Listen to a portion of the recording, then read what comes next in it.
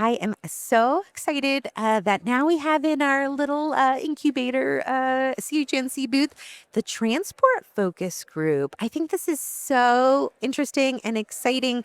We've got Lizzie Anson. Anson, did I say it right? Yes. Okay, and Luke Veal. Got it. I nailed it. Who are representing the transport focus group. So first question, how do you decide to focus on transport? Oh, yeah, great question. So I come from a center, St. Louis Children's Hospital, Washington University in St. Louis, where our fellows go on a fair number of transports. So we send fellows roughly 8 to 10% of the time, which ends up being like about 100-ish trips per year. Wow. And so I got a ton of transport experience as a fellow. So that sort of made me gravitate towards it as I moved into my early career.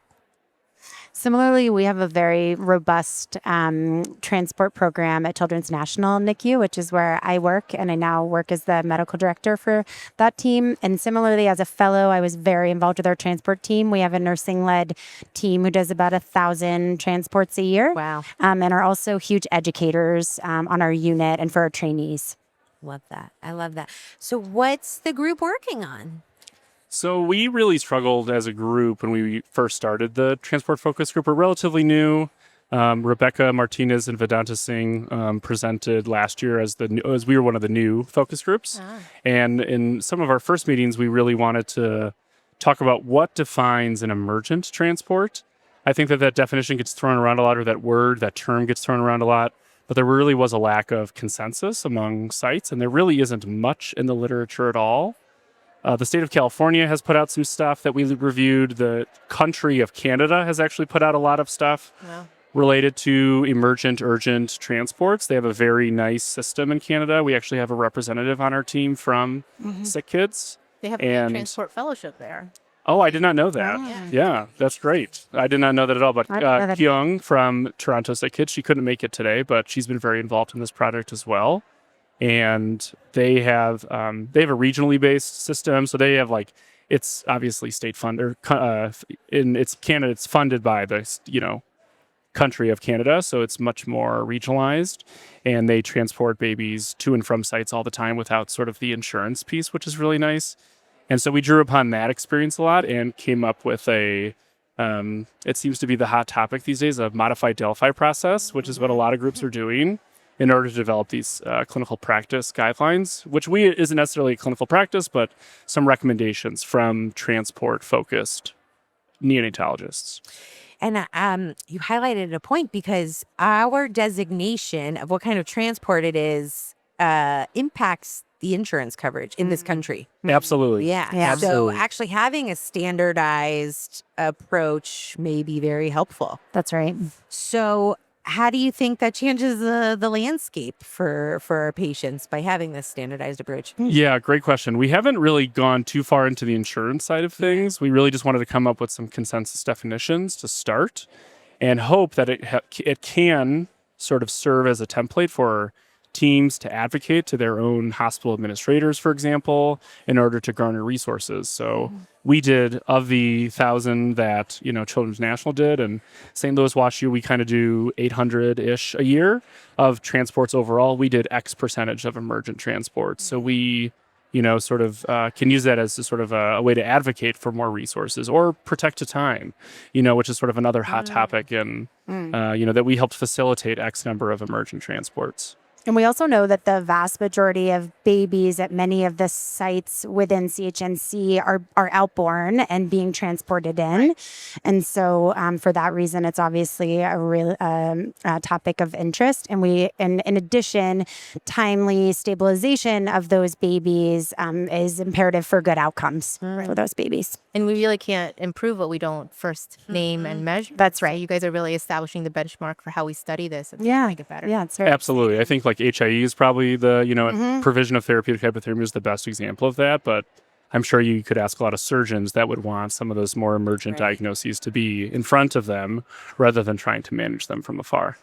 Yeah. So did you come to any consensus about Yeah, what we some did. we We did. did. Are? Yeah. Please. So we are a subgroup of the CHNC transport group. So as a subgroup, we first looked to build a survey to send out to transport members within CHNC, and we were able to break down into 3 categories. So we looked at diagnosis, clinical sign, and then specialized equipment and or resources required. So HIE would be a perfect example for diagnosis. For clinical signs, something like concerns for pneumoperitoneum needing surgical management, and for specialized equipment, ECMO would be a perfect example. And so we came up with neonatal conditions within each of those categories, and then sent them out using the Delphi process. And we had a really good response rate from CHNC sites. So we heard from about 45 of the 48 sites that we sent to. Yes, and we did in 2 rounds, and we actually reached consensus in both rounds. So in our first round, we reached about 65. We had about 65% response, and in second round, around 83%. And combined altogether, we heard from about over 90% of the sites that we sent surveys to. And so we defined reaching clinical consensus as over 80% consensus on each of those metrics within the 3 categories, and we reached consensus in every category on both surveys. So basically, what you're telling us is you're defining a definition that actually has consensus. That's with right. CHNC. That's right. Yep, it's very exciting, and we're excited to share this data here. We have a presentation tomorrow, and then really excited to write this up as well and put out some formal clinical consensus guidelines for emergent neonatal transport criteria. I love that. I love that. So once you've done that, then what's the next step? Now that you have the definitions, where do you go from here? Yeah, great question. So there is, we haven't really introduced this in terms of a larger group yet, but there are some ideas floating around about using some of this data to support projects with like the HIE focus group. Sort of, what a perfect combination of 2 focus groups, right? It's timely identification and escalation of care using a critical care trained transport team. It's a mouthful. And a diagnosis that deserves to sort of be identified early and then have provision of care as early as possible. Right. So I can see these consensus guidelines and leading to work within the CHNC. That's right. Focus groups. Have you guys talked about conversations outside of the CHNC? There's definitely stakeholders. We talked about insurance and payer systems. We haven't yet, but I think those are exciting questions to ask. Absolutely. And I think there is a lot more. There are a lot more studies and research that can be done once we put these guidelines out, and certainly room for looking at a lot of different metrics. I think that's really exciting. We keep talking about trainees, but this is another area where I think if people haven't totally outlined what they want to do, this is an exciting time to be discussing that, especially in the States, I think. So thank you for our transport focus group representatives. I know you guys are a young group. We are. You're just starting out. Yes. As a group. So, but you've done a lot of work in a very short amount of time, and I think that's really cool.